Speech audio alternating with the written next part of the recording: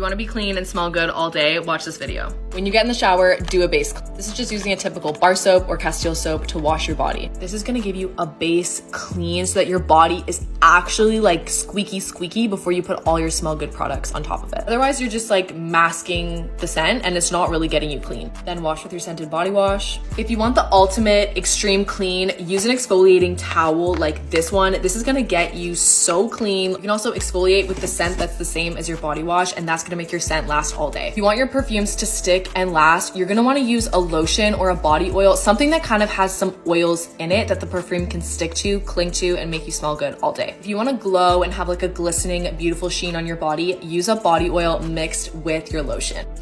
So a friend of mine does like makeup for celebrities. I know that we all have the same question. I was like, girl, how do they look so good on the red carpet? And she was like, listen, it is 3 steps. You start with a really good hydrating primer. She recommended the Becca Backlight Primer, but she said if you're in a pinch, this e.l.f. primer will work just as well. So you do like a lot of primer, and then you're gonna mix together 2 products on your skin. You said most celebrity makeup artists swear by the Charlotte Tilbury Flawless Filter. I personally really love this. And then you mix it with a skin tint, not a foundation. So you literally just put this like all over. Okay, and then before you blend it in, you're gonna put on your skin tint. You do not need much of this at all. And you're gonna use a really damp beauty blender.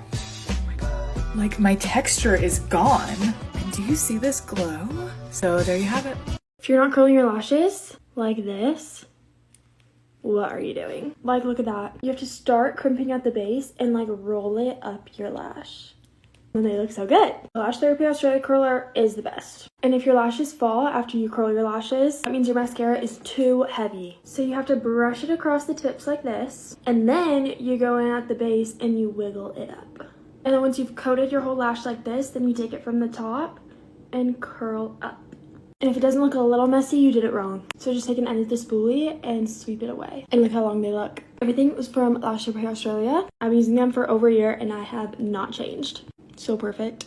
Here are 5 skincare mistakes you should stop making in 2023. Number 1, using a towel to dry your face. If you're not washing them every day, it's going to accumulate bacteria and germs that can lead to acne. As an alternative, you can either air dry or do what I like to do, which is go in directly with a toner and a cotton pad. Number 2, applying your skincare in the wrong order. You need to be applying your products in the correct order to maximize their efficacy. Thankfully, I have a couple of videos that lay out the correct steps, so go check them out. Number 3, you're not reapplying your sunscreen every 2 to 3 hours. Now that there's a variety of sunscreen sticks on the market, it's way easier to reapply your sunscreen throughout the day without having to use your fingers. Number 4, you're applying your hyaluronic acid directly to dry skin. For hyaluronic acid to work properly, you want to apply it to damp skin. So you can either apply it right after applying your toner or essence when your skin is still damp, or you can mist beforehand, which is what I like to do. Number 5, you're scooping out your products directly with your fingers or your fingernail. This is a surefire way for your products to accumulate the germs and bacteria that are living on your fingers. Most products do come with a little scoop, or you can use a Q-tip. If you're using a scoop, just make sure to wash and dry it after using it. There are many other common skincare mistakes that I'm seeing on this app, so let me know if you want to see a part 2.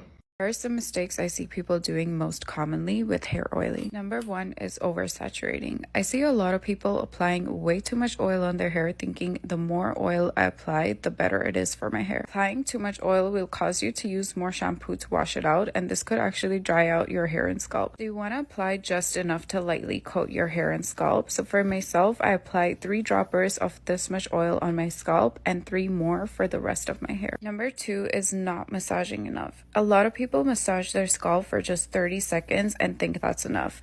I recommend massaging for at least 5 full minutes, and I really encourage you to set a timer for 5 minutes. This will help those trying to increase their hair growth, combat hair loss, and relieve stress. Number 3, you are not consistent. If you want to see results in your hair in less than 6 months, I really recommend oiling your hair and scalp at least twice a week, every single week. If you do it just once a week or once in a while, you may see results, but in 2 years or longer. So be consistent and frequent with hair oiling.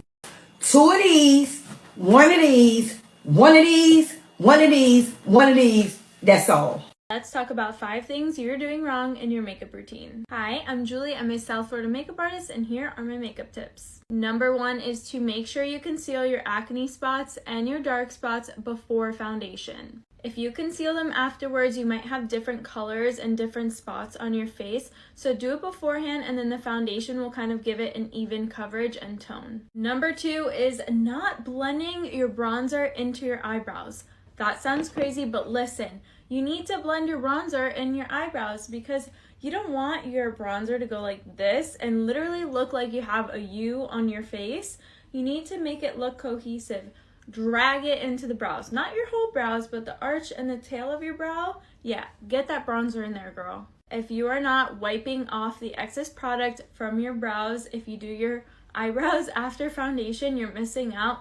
Your brow hairs won't be the exact color that they are originally because there's so many products and colors built up in there. It will look cakey. It just does not look as good. So you want a clean base, and look at how much product came off my brows. You're not an eyeshadow girly or you're not feeling eyeshadow this day, take your bronzer, the same bronzer that you use on your face, and just put it into your crease. I promise you, this is way better than a blank canvas on your eyes. This is going to add depth, warmth, and just make the look so cohesive. And you can even take a little bit on the lower lash line. I promise you, it makes the biggest difference.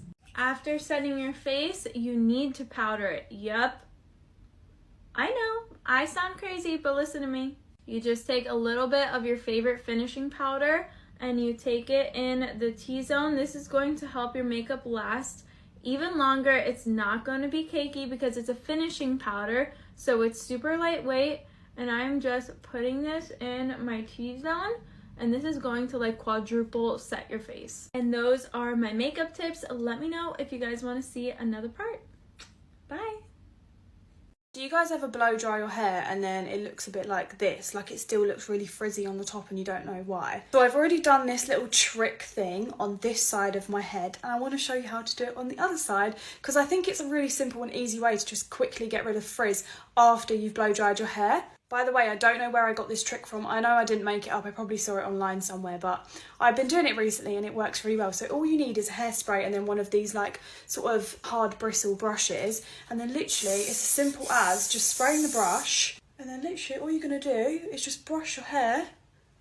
And look, the frizz is gone. It's literally gone. So yeah, I know that was literally the most simple thing ever, but hopefully it comes in handy if you ever have frizzy hair again. Girl tips you need to know, perfume edition. Always keep some Vaseline around and put it on your wrist before spraying your perfume to make it last much longer than it would if you just sprayed it directly on your skin. There's